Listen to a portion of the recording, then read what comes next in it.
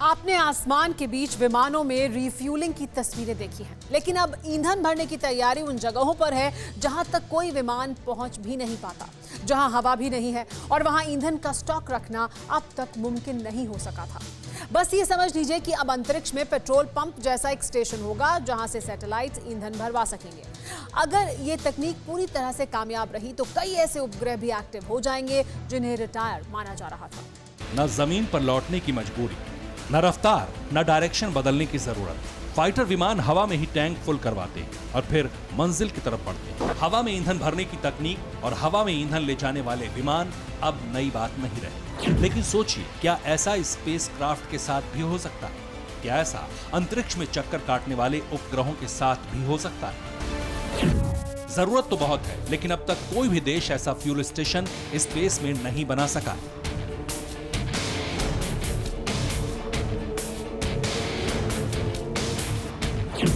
लेकिन कुछ ही दिन पहले अमेरिका की एक कंपनी को बड़ी कामयाबी मिली।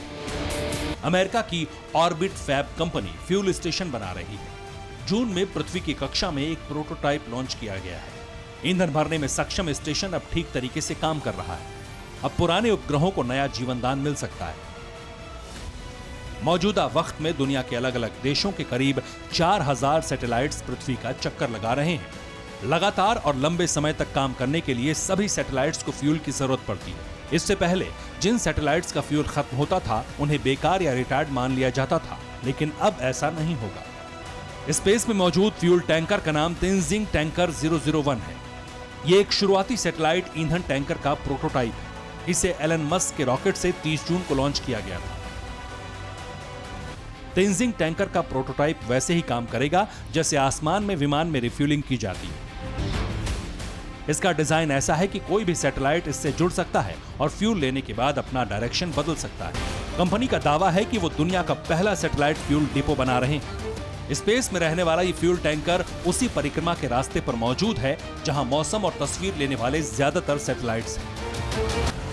सैटेलाइट्स को लेकर तमाम देश तेजी से काम कर रहे हैं। माना जा रहा है कि इस दशक तक 1 लाख से ज्यादा सैटेलाइट्स लॉन्च होंगे। फ्यूल स्टेशन बनने से अब अंतरिक्ष में और दूर तक जाना भी मुमकिन हो पाएगा। भविष्य में स्पेस में फ्यूल स्टेशन बनाने को लेकर आगे भी काम हो सकता है। बहुत मुमकिन है कि पृथ्वी की कक्षा से आगे भी स्टेशन बनाए जाएं, ताकि स्पेस की यात्रा और भी आसान हो सके। अमेरिका की कंपनी को कामयाबी मिलने के बाद फंड भी मिल रहा है और अब ये आगे के मिशन पर काम करना शुरू कर चुका है। Bureau report, TV9 Bharatvarsh. परवाह देश की, सोमवार से शुक्रवार रात 10 बजे TV9 भारतवर्ष पर।